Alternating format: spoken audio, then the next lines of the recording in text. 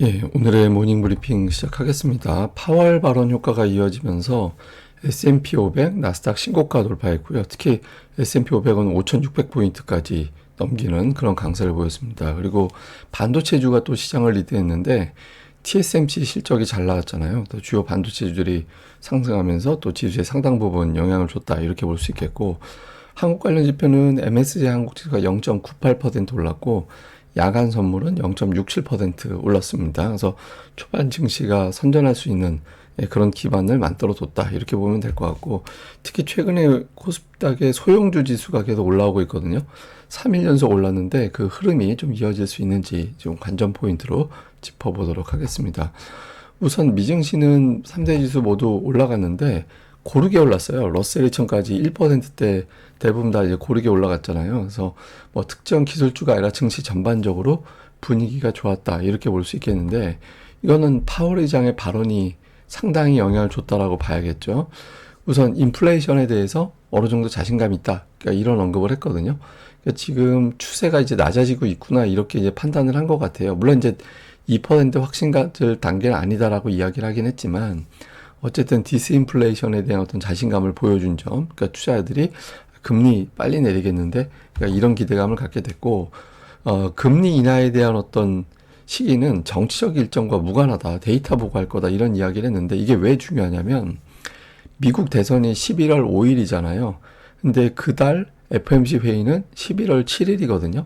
그러니까 11월에 금리를 내리고 안 내리고 이걸 그때 가서 판단을 해버리면 이 투자들이 이렇게 대선 의식했구만 이런 어떤 비판을 받을 수도 있게 되는 거예요. 그래서 사실상 대선 전에 금리를 내리려면 11월에 금리를 내리려면 11월 쪽보다는 9월에 내리는 게 이런 논란을 피할 수 있게 되는 거죠. 그럼 이제 그 기반 데이터가 잘 나온다면 9월에 금리를 내리겠구나.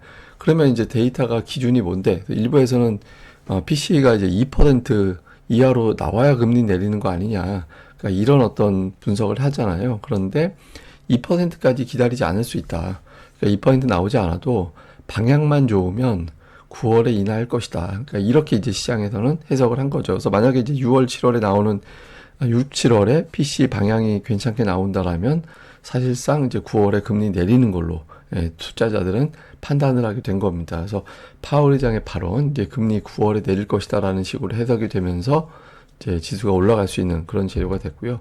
그리고 옐런도 좀 몇 가지 발언을 했는데, 이제 노동시장 공급이 증가돼서 특히 이민자들이 이제 싼 노동력을 제공하면서 물가 상승률을 둔화시키고 있다 이런 식의 어떤 코멘트를 했고요. 근데 특히 이제 자꾸 파월도 그렇고 옐런도 그렇고 노동시장 언급을 자꾸 하잖아요. 이게 고용지표는 한번 나빠지면 빠르게 악화되는 그런 특성이 있거든요. 그러면 기업들의 실적도 나빠지게 되잖아요. 그래서 적당한 선에서 막아야 된다. 그래서 금리를 낮춰서 이제 노동시장 하락하는 악화되는 거를 조금 속도를 둔화시키는 게 인플레이션도 잡고 경제도 유지시키는 거 아니냐, 그러니까 이렇게 본 것 같아요. 그래서 역시 이제 이번 CPI 월말에 나온 PCE의 추세가 확인이 되면 9월에 금리가 내리겠구나 이렇게 이제 이래저래 투자자들은 판단을 한 것 같습니다. 그래서 원래 사실 국채 금리가 올라갈 수 있었던 날이었거든요. 미국의 이제 국채 발행이 진행된 날이었기 때문에 오늘 10년물 발행이 진행이 됐어요. 근데 이제 발행 금리가 직전에 4.438%였는데 이번에 4.276%에서 발행이 됐거든요. 그래서 뭐 좀 무난하게 잘 넘어갔고, 그리고 또 파월 의장 발언 효과도 있다 보니까 금리는 오히려 이제 전일 대비 소폭 빠지는 그런 결과를 만들어냈습니다. 금리 인하 확률은 어쨌든 지금은 그러니까 75대 25 정도 비율, 9월에 내릴 걸로 그렇게 보는 비율이 현재까지는 유지되고 있습니다. 특징주로는 반도체주가 다 올랐습니다. 대부분 다. 마이크론 테크놀로지가 오늘 4% 올랐고 엔비디아도 거의 3% 가까이 상승했거든요. TSMC 실적이 잘 나오다 보니까 그 기대감으로 뭐 반도체 실적 좋겠구만 이렇게 이제 기대가 되면서 이제 강세를 보였고요. 애플이 특이하게 올라갔는데 지금 7일 연속 올랐는데 이게 2012년 이후에 처음이래요. 예, 이제 좀 이례적으로 굉장히 강하게 올라가는 그런 모습이 나오고 있는 거죠. 근데 상승 요인은 두 가지 정도였습니다. 하나는 아이폰 판매 전망, 아이폰 판매 출하 전망을 높였다. 10% 정도 높였다라는 어떤 분석이 나왔고, 그리고 이제 또 한 가지는 이제 일부 증권사에서 목표 주가 상향. 근데 그 이유가 되게 재밌어요. 그러니까 목표 주가 260달러로 높였는데 다른 기업들은 500억에서 1000억 달러를 AI에 투자하는데 애플은 그 이상 되는 금액을 자사주 매입에 투자를 하고 있다.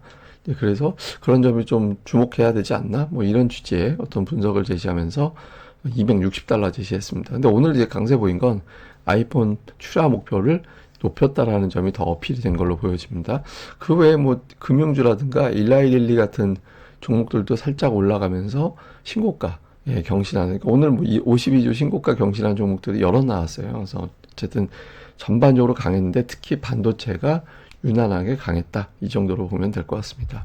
근데 최근에 미증시가 원래 이제 시기적으로 제가 이제 이번 달 초에 한번 보여드린 적이 있는데 제가 그 차트 첨부할까 하다가 너무 복잡할 것 같아서 말았습니다만 어쨌든 미국은 7월 15일까지는 조금 더 강해요. 상대적으로. 그런 경향이 좀 있거든요. 그래서 하반기 포트폴리오가 이제 편입되기 시작하면서 매수세가 좀 더 강하게 유입되는 그런 경향들이 좀 있는 것 같아요. 그래서 7월 15일까지가 유난하게 강한 게 있고 또 한 가지는 그 원래 대선이 열리는 해에 증시 자금 동향을 보면 이제 조금 줄어들다가 그 이후에 늘어나는 그런 경향이 좀 있거든요. 지수는 뭐 또 다르게 움직입니다만은 그런데 올해 같은 경우는 이제 그거하고 무관하게 계속 자금이 유입되고 있어요. 그래서 전체적으로 올해 증시는 쉽게 빠지지 않을 것 같다. 이런 분석들이 더 우세하게 작동을 하고 있는 것 같습니다. 자, 우리 증시는 7월에 시가총액 탑10 종목들의 상승률을 제가 한번 나열을 해봤거든요. 예, 그런데 보면 가장 많이 올라간 게 의외로 LG에너지 솔루션, 삼성바이오, 그러니까 삼성전자가 많이 올라갔다라고 생각하지만 그 이상 올라간 게 LG에너지 솔루션과 삼성바이오고요. 그 다음에 자동차를 제외하고는 시가총액 상위 종목이 다 올랐어요. 자동차 빼고 다 올라간 겁니다. 그러니까 지수를 대형주들이 견인을 하고 있는 거죠. 근데 이게 수급 구도 보면 이해가 되는 게 코스피 7월 수급 동향을 보면 개인 투자자들이 4조 5,600억 원 정도 매도를 했고 외국인들이 3조 매수하고 기관이 1조 8천억을 매수했는데 사실 기관도 보면 금융투자 매수, 금융투자는 외국인 선물 동향에 영향을 받는 시가총액 상위 종목을 주로 매수하는 쪽으로 우리가 해석을 하잖아요. 그러니까 시가총액 상위 쪽에 집중되는 그런 현상이 나타날 수밖에 없었어요. 그래서 대형주들이 집중적으로 올라가면서 지수를 견인을 했다. 이렇게 보면 되는데 약간 최근에 변화가 생긴 게 코스닥의 대형주, 중형주, 소형주 보면 7월 전체적으로는 뭐 물론 대형주가 가장 많이 올랐습니다. 근데 최근에 약간 미묘한 변화가 생겼어요. 소형주 지수가 선전을 하고 대형주는 살짝 눌리는 그런 모습이 나오고 있거든요. 물론 이제 대형주가 다시 올라갈 걸로 보긴 하는데 투자들 중에 일부는 개인 투자자들의 일부, 그다음에 일부 외국인들 중에서도 일부죠. 그러니까 일부는 대형주를 조금 줄이고 소형주가 워낙 안 올랐으니까 이 중에서 좀 똘똘한 종목 몇 개, 뭐 이렇게 이제 선별적으로 들어가는 그런 모습이 있거든요. 근데 예탁금이 근본적으로 늘지 않으면 소형주가 압도적으로 계속 가긴 쉽진 않아요. 그런데 약간 종목들별로는 풀리기 시작한 종목들이 있다. 그래서 실적이 좀 잘 나오는 소형주들 중에서 실적은 좋은데 분위기 때문에 눌린 종목들에 대해서는 좀 관심을 가져나갈 필요는 있다. 이렇게 보시면 될 것 같습니다. 자, 정리를 해보면 만기일입니다. 그래서 만기일 대형주 변동성이 나오게 될 텐데 뭐 외국인의 선물 매수력이 풍부한 편이 아니기 때문에 대형주 내에서도 차별화, 그러니까 지금 현재 매도 쪽 차별화는 자동차가 되고 있잖아요. 그 이외에 다른 업종도 한두 개 나올 수 있거든요. 반면에 이제 기세를 유지할 종목군들도 나오겠죠. 그래서 대형주에서 시소 계속해서 주목을 해봐야 될 것 같고 7월의 어떤 상승은 2차전지 제약 반도체 순으로 올라가고 있거든요. 예, 근데 이게 지금 코스닥의 관련주 쪽은 온전하게 반응이 다 안 되고 있어요. 예, 그래서 코스닥 쪽에서 이 종목군들 쪽이 어떻게 반응하게 되는지, 특히 이제, 그리고 이제 소형주 쪽, 소형주들이 이제 기술적 반등이 나오면서 3일 연속해서 반등 나오고 있는데, 이렇게 투자들, 하다가 더 올라가네? 이러면 이제 뒤늦게 자금이 붙을 수 있거든요. 그래서 기술적 반등이 예탁금을 끌어오는 동력이 되는지 좀 주목을 해봐야 될 것 같습니다. 근데 어쨌든, 지금은 수급 공백 상태, 제가 왜 수급 공백이라고 표현하냐면, 외국인들 이외에 적극적인 매수 주체가 없거든요. 그래서 차별화 장세가 조금 더 이어진다라고 봐서 주도주와 비주도주 간의 격차는 클 수밖에 없다. 그래서 그런 종목들, 기관 외국인들 수급 누적 종목들 계속해서 좀 체크해보고, 특히 또 하나의 유형, 매도가 쭉 이어지다가 매도세가 뒤집어진 종목들이 나오거든요. 낙폭과대주 쪽에서. 그 낙폭과대 업종에서 몇몇 개가 지금 돌아서는 조짐들이 있으니까 이제 그런 것들을 잘 체크해 보시는 게 중요할 것 같습니다. 그 다음에 이제 외국인들이 이번 달 들어서 삼성전자에 집착을 하는 그런 모습이 나오고 있거든요. 그러니까 그 6월을 제외하고 외국인들이 계속 매수하고 있잖아요. 근데 6월에도 삼성전자를 제외하면 매도는 아니었어요. 그러니까 그때 전체 매도에 삼성전자 비중이 압도적으로 높았죠. 그때 당시에도. 근데 어쨌든 평균적으로 보면 외국인들이 삼성전자를 유난하게 매수하긴 했잖아요. 올해는 보통 한 60% 플러스 마이너스 선에서 삼성전자 비율을 차지하고 있었는데 이번 달은 100%예요. 100%. 전체 순매수 규모하고 삼성전자 매수 규모하고 비슷하고 여기에다가 이제 그 삼성전자 우선주까지 포함을 하면 압도적으로 더 높거든요. 근데 외국인들 왜 이럴까 생각을 해보면 그 주가가 10% 올라갈 때 외국인들이 얻게 되는 지분 가치 상승. 그러니까 이거를 제가 다시 한번 다 따져봤거든요. 삼성전자 10% 올라가면 외국인들이 지금 32조 6천억을 플러스를 시킵니다. 자산 가치에서. 그러면 외국인들 입장에서는 올해 뭐 1년에 30조 버는 게 쉬운 건 아니잖아요. 근데 삼성전자 그냥 매수해서 올려버리면 32조 그냥 벌어버리는 거예요. 그러니까 올해 삼성전자 예상되는 연간 영업이익을 생각해 보세요. 그러니까 그 삼성전자가 벌어들이는 영업이익보다 주가 상승으로 외국인들이 벌어들이는 돈이 더 많을 수 있거든요. 그래서 이런 어떤 수익금 게임을 벌이고 있다. 그러니까 참고로 하이닉스 같은 경우는 10% 올라가면 약 11조 원 정도 버는 건데 어쨌든 올해 워낙 많이 올라갔죠. 근데 예를 들어서 뭐 LG에너지 솔루션 10% 올라봐야 외국인들 5천억밖에 못 벌어요.